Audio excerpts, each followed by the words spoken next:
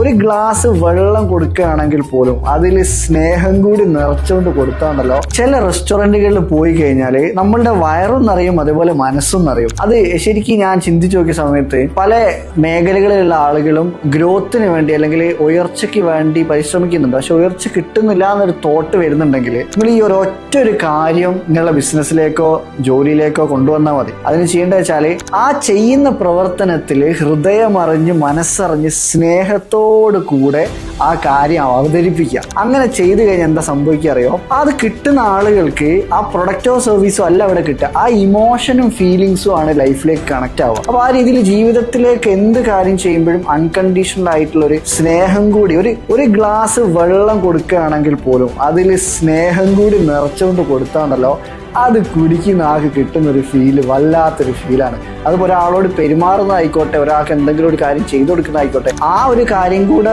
ഉൾപ്പെടുത്തുന്നതുകൊണ്ടാണ് പല ബിസിനസ്സുകളും ചെറിയ സമയം കൊണ്ട് വലിയ ഗ്രോത്തിലേക്കൊക്കെ എത്താനുള്ള ഒരു കാരണം ഈ ഒരു കാര്യം കൂടാണ്.